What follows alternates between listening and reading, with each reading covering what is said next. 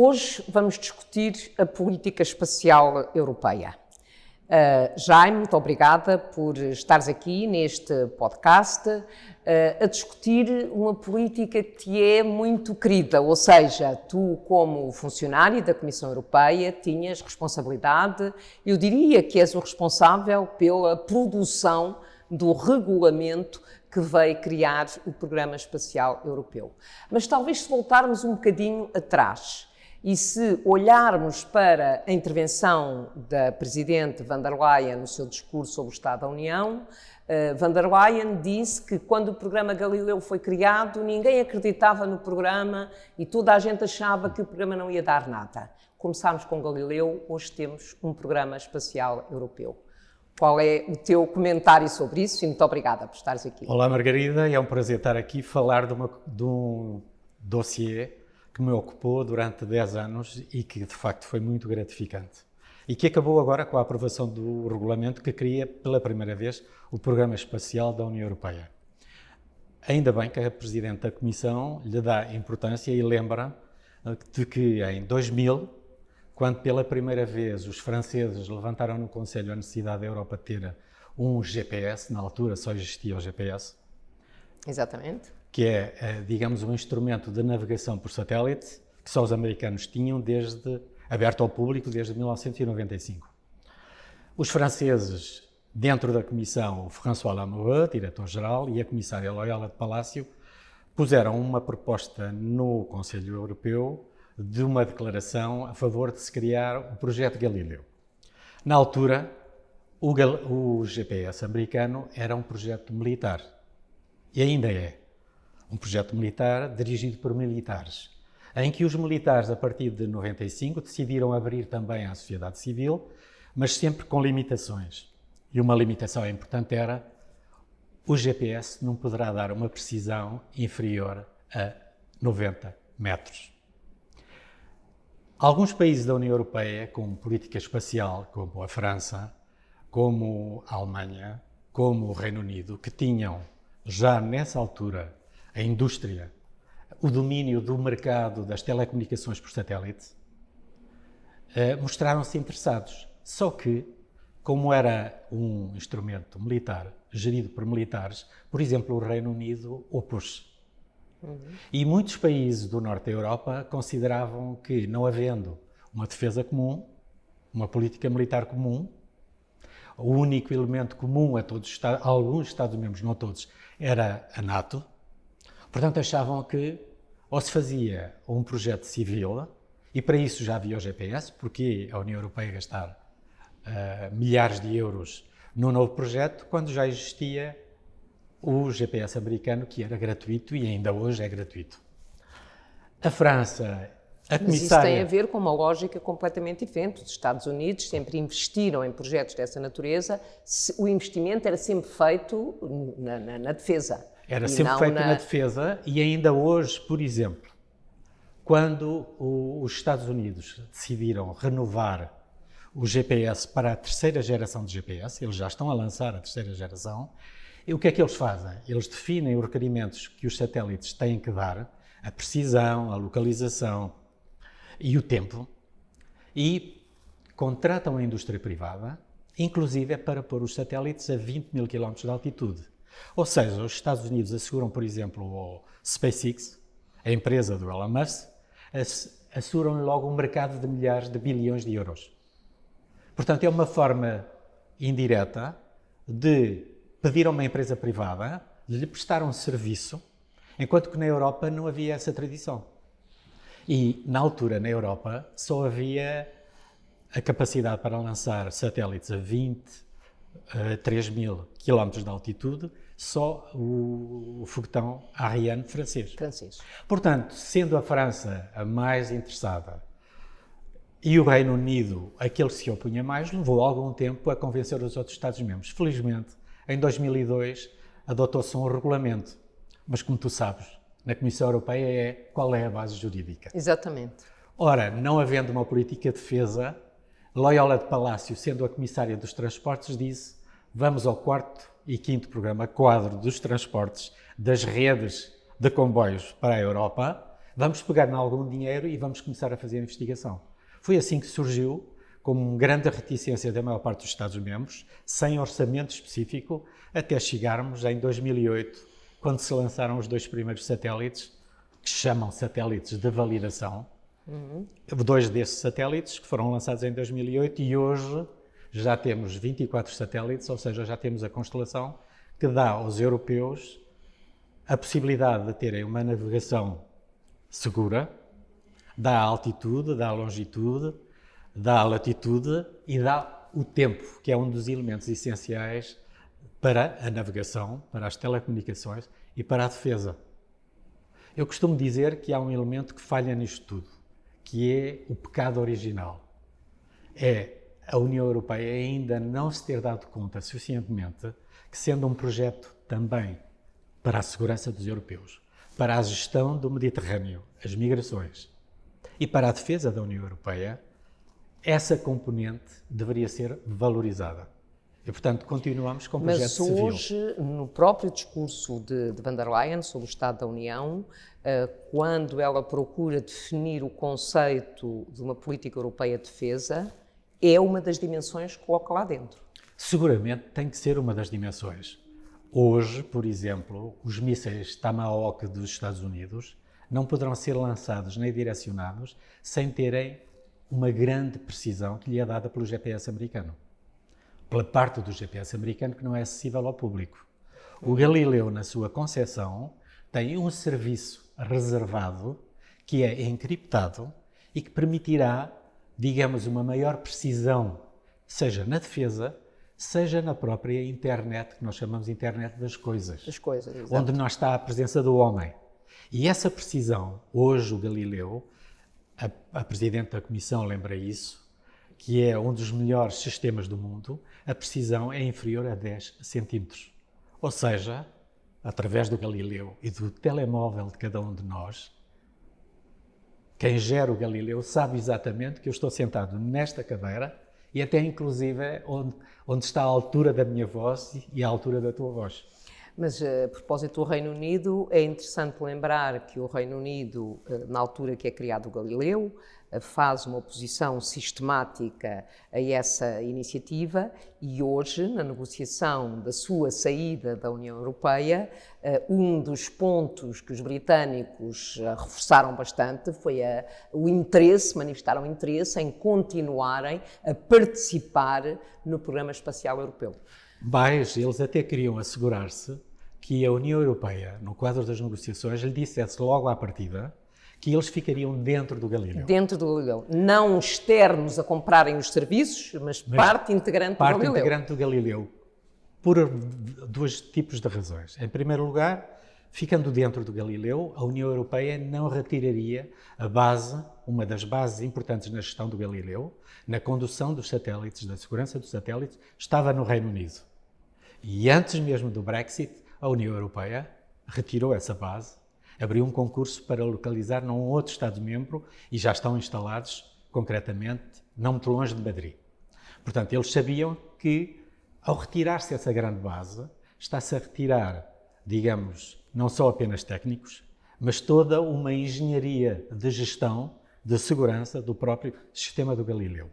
Em segundo lugar, eles sabem perfeitamente tudo aquilo que se chama armas de dissuasão, que são as armas nucleares, que os ingleses têm, que os franceses têm e que os americanos têm e já, infelizmente, outros países do mundo também andam à procura de ter.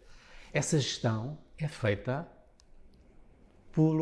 seria feita, ou será feita, justamente por essa parte reservada de serviços fornecidos pelo Galileu. Eu costumo dizer, o que é mais dissuasor? Eu ter armamento nuclear ou ter armamento nuclear e a segurança de que consigo gerir em momentos de crise esse armamento nuclear. É que hoje, ao nível de constelações de satélites, não é só a União Europeia que tem o Galileu e os Estados Unidos que têm o GPS. Os russos têm a constelação GLONASS, os chineses têm o Beidou e os japoneses também têm já a sua constelação, mas a nível regional. Hoje, digamos que a dissuasão já não é só a existência de armas nucleares e possuir essas armas nucleares, é depois a gestão e a segurança dessas armas nucleares no caso de terem que ser usadas. Portanto, eu costumo dizer que uma constelação que dá essa precisão nos serviços e a gestão e a condução e a navegação a qualquer momento, seja se há no meio de tempestades, no meio de tremores de terra, no meio de atividade solar mais intensa, radiações, mudanças de gravidade, a constelação Galileu assegura e continua a assegurar a precisão. E agora o que é que achas que o Programa Espacial Europeu, que tem um orçamento significativo, vai trazer de novo relativamente àquilo que já existe? Ora bem, o programa onde eu trabalhei durante 10 anos e que deu lugar a uma comunicação em 2016 e agora ao regulamento que pela primeira vez estabelece o Programa Espacial, convém lembrar para os portugueses que no Tratado da Comunidade Económica Europeia não havia uma base jurídica para uma política espacial.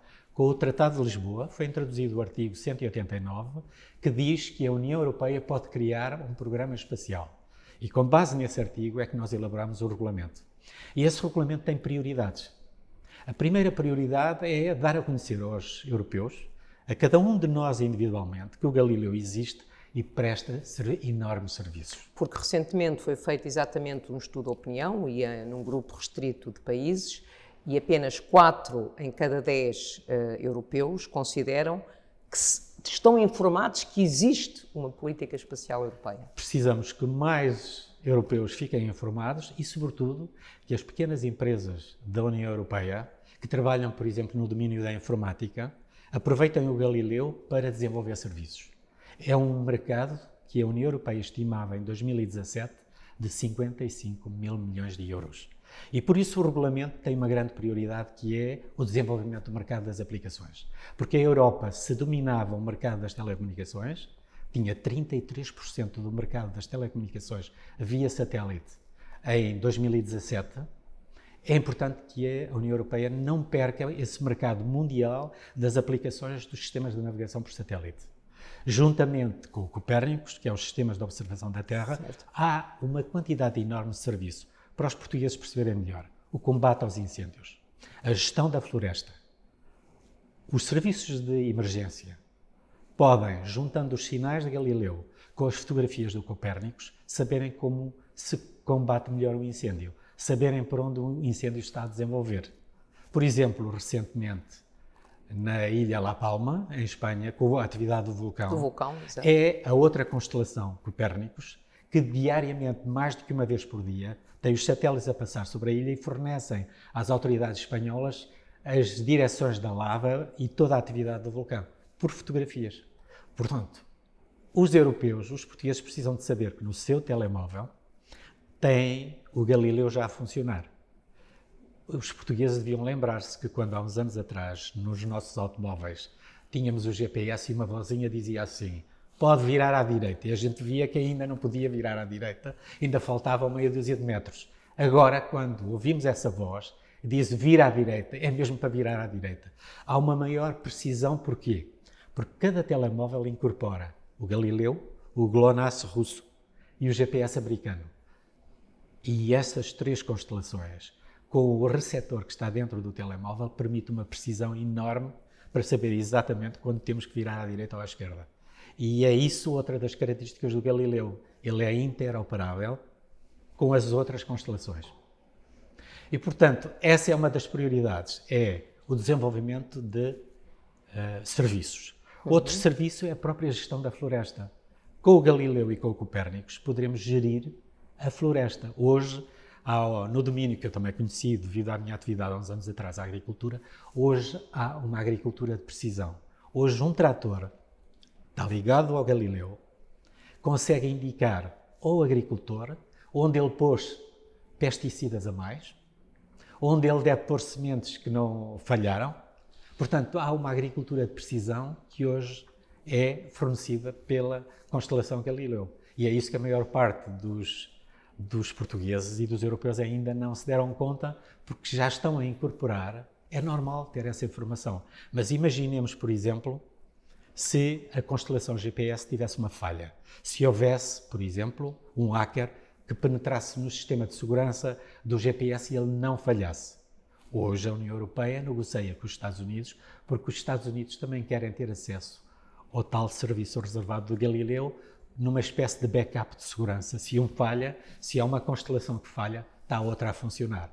E desse ponto de vista, para a nossa segurança, para informação sobre, por exemplo, os barcos que circulam no Mediterrâneo, analisar a evolução das migrações, é fundamental. E, portanto, nós não podemos dar por adquirido que está a funcionar, que não custa dinheiro, custa muito dinheiro. Felizmente, o Conselho decidiu dar-nos quase 15 mil milhões de euros. O Conselho e o Parlamento. O Conselho e o Parlamento, e foi sobretudo o Parlamento que impediu que se o Conselho reduzisse ainda mais. Isso aí é mérito do Parlamento Europeu.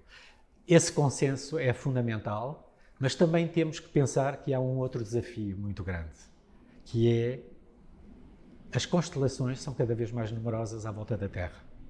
Para lá disso, aos objetos naturais, os meteoritos. E, portanto, temos que desenvolver também outro serviço de proteção das constelações. E, para isso, eu lamento que o Conselho Europeu tenha dado apenas à volta de 400 milhões de euros para esse serviço que é fundamental, que é impedir que os nossos satélites sofram a agressão de meteoritos, sofram a agressão de restos de satélites. Alguns satélites explodiram, por exemplo, a China provocou a explosão para estudo de um satélite que gerou milhares de bocadinhos em todo o espaço. E é fundamental desenvolvermos esse serviço, inclusive a proteger a Terra de algum meteorito mais pesado que venha em direção à Terra e que nos informe, e podemos atuar antecipadamente na proteção de instalações fundamentais para a nossa segurança. E quais são os benefícios para Portugal? Já referiste alguns, os incêndios, a capacidade de poder acompanhar na agricultura, etc. Mas quais são os interesses para Portugal, para as empresas portuguesas? Portugal teve, digamos, sem grande atividade até há alguns anos, até recentemente, diria eu. O ministro Manuel Leitor teve, digamos, a capacidade e a iniciativa de ver que a política espacial e aquilo que era fornecido por estas duas constelações europeias era fundamental para a segurança dos portugueses, para a gestão do mar, fundamental para a gestão do mar. É preciso lembrar que recentemente lançámos um satélite, o Sentinela-6, que vai ser útil para todo o mundo, porque é a sentinela que vai determinar a subida do mar devido às mudanças climáticas. E, entendendo isso, ele criou, inclusive, uma agência espacial pela primeira vez em Portugal. E, ao mesmo tempo, também viu que há um novo mercado de pequenos satélites, fundamentais não só para a investigação, mas, por exemplo, aquilo que se chama hoje em dia mega constelações de pequenos satélites, 600, 800 satélites, que poderão substituir todo o sistema de transmissão de televisão a nível mundial. E criou e lançou o desafio, e desafiou o mercado, a criar um centro de lançamento justamente de pequenos satélites na ilha de Santa Maria. E isto porque, paralelamente, nós já temos meia dúzia de empresas que hoje já fornecem equipamentos na área da informática para os satélites europeus. Portanto, já temos empresas, já temos mercado em Portugal que utiliza aquilo que são os dados fornecidos pelos satélites da União Europeia e os transforma em serviços que presta aos portugueses. E, portanto, nós já estamos a equipar com componentes os nossos satélites do Galileu e do Copérnicos. Para as pessoas que muitas vezes não entendem o interesse da União Europeia ou que só olham para a União Europeia para o lado dos fundos estruturais ou dos fundos europeus que são transferidos para Portugal, é bom termos tido conhecimento, conhecermos essa dimensão, que é claramente uma dimensão em que os europeus, em que os portugueses, em que as empresas portuguesas podem efetivamente beneficiar. Muito obrigada, Jaime, por esta conversa e ficámos a conhecer melhor, espero, o Programa Espacial Europeu. Muito obrigada. Muito obrigado.